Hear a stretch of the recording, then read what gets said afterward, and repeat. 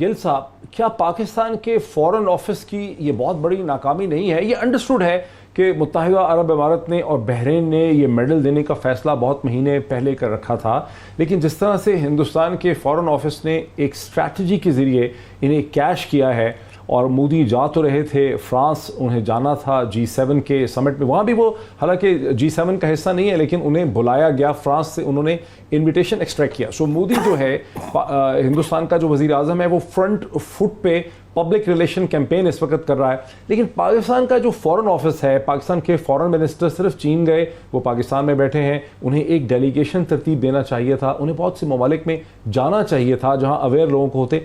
तो जहां इमरान खान ज़ाती तौर पर बहुत एक्टिव नज़र आते हैं, बाकी जो हुकूमत है तहरीक इंसाफ की, उसका तो यानी सम टोटल इफेक्ट ज़ीरो ही है। जी बहुत शुक्रिया डॉक्टर साहब। डॉक्टर साहब, बात ये है कि ये जो तमाम कश्मीर का इशू है, इसको हमें लार्जर पर्सपेक्टिव में देखने की ज़रूरत है। जिस दिन से ये इशू हुआ है, मैं देख रहा हूँ एज़ यूजुअल हम एज अ नेशन, इसलिए नहीं कि मैं गवर्नमेंट को रिप्रेजेंट कर रहा हूँ, पहले भी जब ये इश्यूज़ होते थे या आने वाले टाइमों में भी होंगे, हमारी एक टेंडेंसी है कि हम अपने आप को बहुत कोसते हैं। हम हेल्पलेसनेस जो अपनी है उसको हम एक्सेप्ट नहीं कर रहे, बल्कि उसमें हम एक दूसरे के ऊपर तानाजनी कर रहे हैं। अब ये जो आज मेडल मिल रहे हैं या जो कुछ आज हो रहा है, ये क्या ओवरनाइट हो गया है? ये आपकी गलती से हो गया है, शाह महमूद कुरैशी की गलती से हो गया है, भट्टी साहब की गलती से हो गया है, मेरी गलती से हो गया है? नहीं, ये हम सबकी कंबाइन गलती से हुआ है। जब हम ऐसे लोगों को वोट देते रहे पिछले 25-30 साल, जो ये भी बॉदर नहीं करते थे कि यहाँ फॉरेन मिनिस्टर होना चाहिए। जिन मुल्कों में जिन मुल्कों की अपनी टोटल आबादी 6 से 7% है, जहां पे 60% के करीब हमारी आबादी होती थी, जिस मुल्क की टोटल आबादी, वहां पर मंदिर बन रहे थे।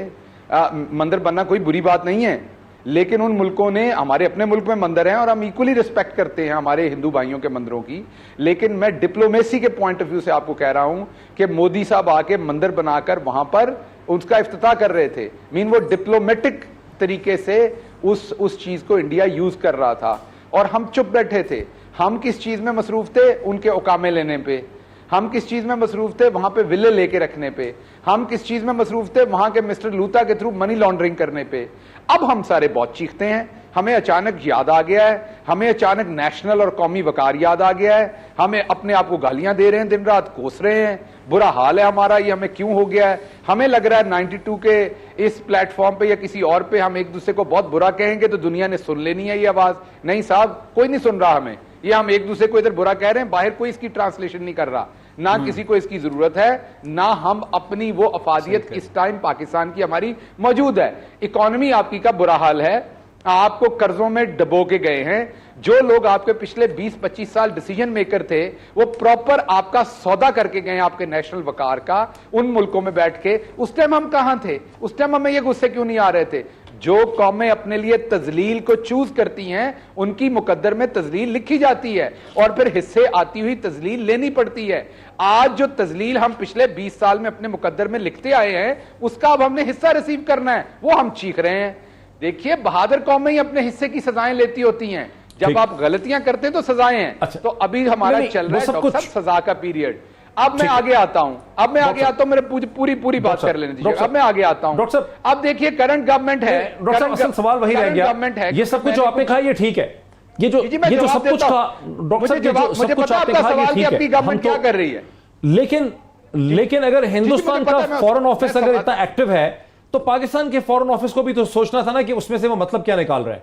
जी, मैं इसका जवाब देता हूं, ये तो उन्होंने स्ट्रैटेजाइज किया ना। आपसे ज्यादा बेहतर, डॉक्टर साहब मेरी बात सुन लीजिएगा, आपसे ज्यादा बेहतर चंद ही लोग होंगे, मैं एंकर हजरात में कह रहा हूं, जो फॉरेन पॉलिसी को अच्छी तरह से समझते होंगे। आप चंद उन लोगों में से जो अच्छी तरह समझते हैं।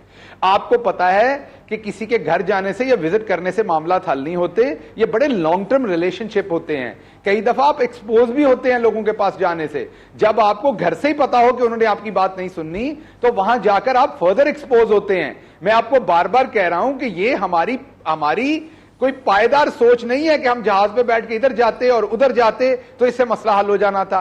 इंडिया के पास इस टाइम अमेरिका में बड़ी पावरफुल लॉबी है, जिसको आप बहुत बेहतर तरह से जानते हैं। इसी तरीके से वेस्ट में उनकी बड़ी पावरफुल लॉबी है, आप उसको बहुत अच्छी तरह से जानते हैं। इसी तरीके से मिडिल ईस्ट में उनकी बड़ी पावरफुल लॉबी है, उसे आप अच्छी तरह से जानते हैं।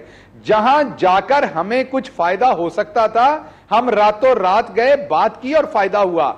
अब हमें सिर्फ धूप में लेट के थोड़ी देर अपनी पुराने किए हुए पे पछताना है, आगे की नजरसानी करनी है, अपनी इकोनॉमी बेहतर करनी है, इधर टैक्स पे करना है, आपने दूसरों पे डिपेंडेंस नहीं करनी, अपनी टांगों में जान पैदा करनी है, आपने सीधे उठ के खड़े होना है। इसमें आपको थोड़ा सा वक्त लगना है। जिस दिन दुनिया को नजर आ गया कि आप अपनी टांगों पे थोड़ा सा खड़े हैं अब, तो आपको जाने की जरूरत नहीं होगी, आपके एम्बेसडर्स की फोन कॉल पर ही काम होंगे आपके भी। जैसे इंडिया का कोई फॉरेन मिनिस्टर नहीं आया इस मैटर को एक्सपीडाइट कराने के लिए।